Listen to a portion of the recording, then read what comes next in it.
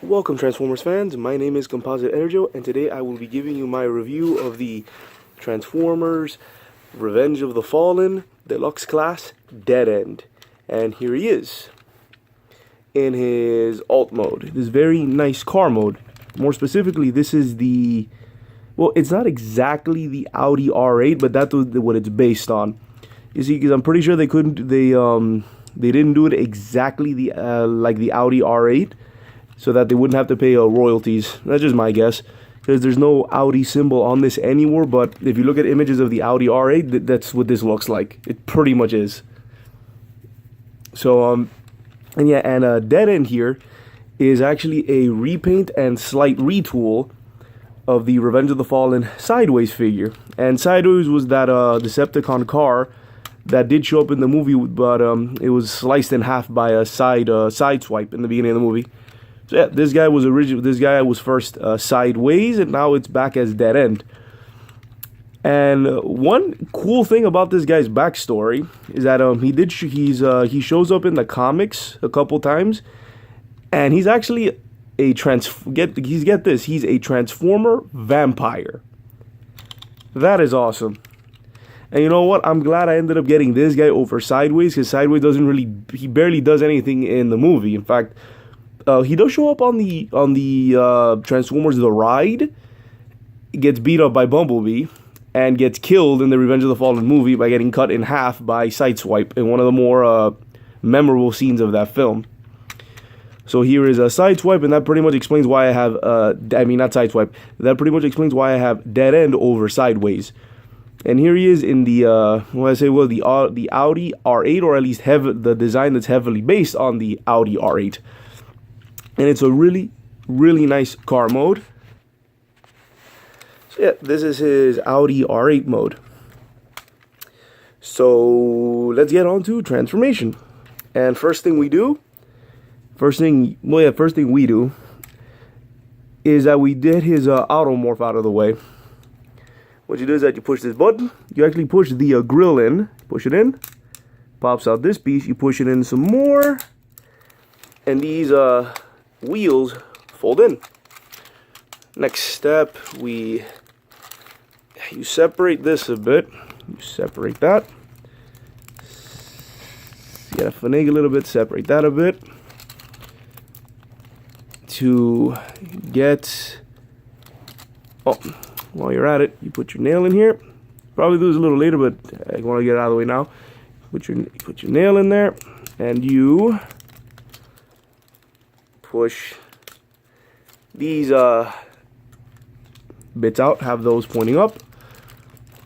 Then you separate that a bit, separate that a bit, and then you pull out his arms. Extend the arms out, rotate there. Rotate there. There you have his arms ready. Then you come back here. Lift these up for now. Lift this up. And one cool thing I didn't mention. There's a nice little pattern here on this rear window. Just kind of nice little detail. Fold that. Put that up. And then the legs are pretty much you miss a step. You unpeg that out, fold the feet down. You make sure that you fold this back, rotate, and wait a minute. I'm missing something here. Rotate that and peg it. Oh yeah, pretty much it's over here. You move this over, and then you put this peg into that port. Gotta angle it a bit, and that keeps it in place. Keeps the feet in place. Same thing over here. Rotate this and move it until gotta angle it properly, and then peg it in. There's the feet. Then you separate. Yeah, this has to separate. Yeah, you pull this thing back. Pull this thing back. Straighten them up. And you fold this assembly down like that, and then you flip forward the head and fold this back up. And then for this part, I like it for at least him to have these door panels things down to make it look more like a cloak. And oh, and one thing, you have to connect this to this. So when you fold it down,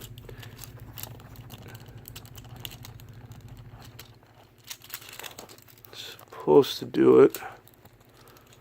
Maybe you're not supposed to do that.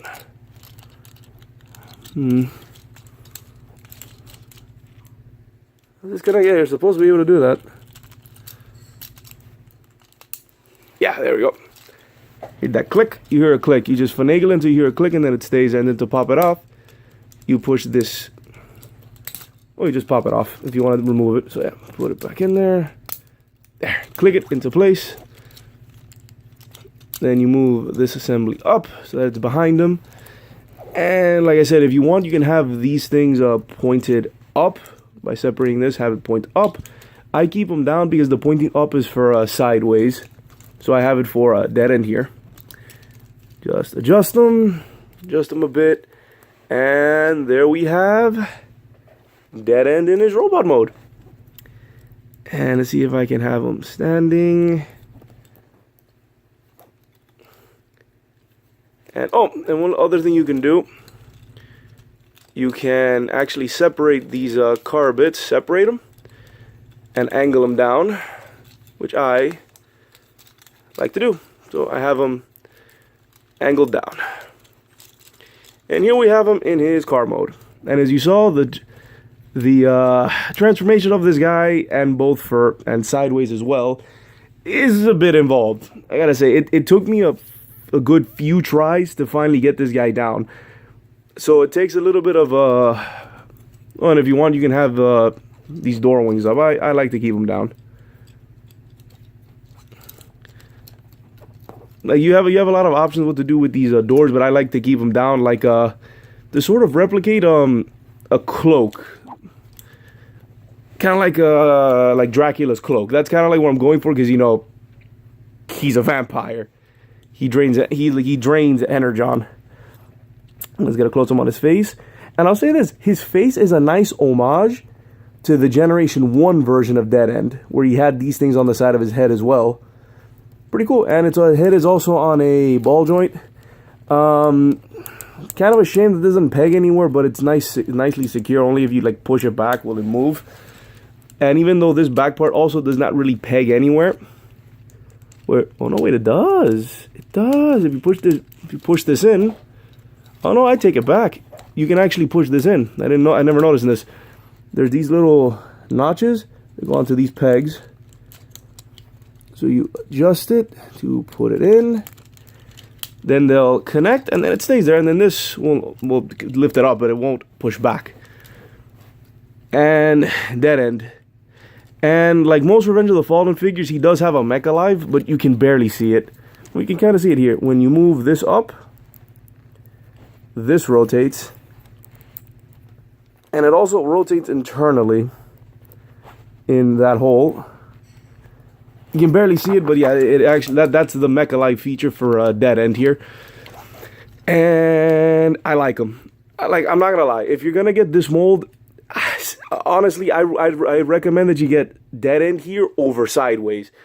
Honestly, only get Sideways if you just want the characters from the movie. I honestly prefer Dead End here because one, it's a Transformers vampire. That's just insane. And the car mode, where on Sideways it was just a straight silver and that's it, he has a lot more decal. I like the the dark colors, like the black with the red stripes, it looks really nice. And the head is a nice G1 homage. And yeah, everything. Let's get on to a little bit of posability. Arms that far, they move. They are on ball joints. These guys can go that far back. It's not really double jointed, but the joint is so far forward that you're able to go all the way there. Feet can do a really nice kick. You have a good knee here, really good knee. You can go that far back, that far forward. This side does the same thing. And the feet are on ball joints. And I guess the one negative I have on this guy is that he has really tiny feet. So making him stand is a bit of a chore. I wish they would have given him bigger feet. You can and I think what you're supposed to really do is have these angle. Well, no, it won't let you do it. That's for car mode then, because these things you can, because in car mode you can sort of push those against that, but that's irrelevant. Either way, he doesn't really come with any accessories or any weapons. However, I guess he can hit people with that, but his right hand has a buzzsaw on it, which you can manually spin, which is kind of cool. It's buzzsaw hand and tire hand, road burn. But that aside, I honestly recommend this figure. I like it. It's a nice little figure, really nice, lanky. I like that his backstory is that this is a vampire. I can't get over that. I think that makes him more interesting, that he's a vampire, not just a double-crossing spy, which is always associated with the name of Sideways. So this version of Dead End is a vampire. Really cool.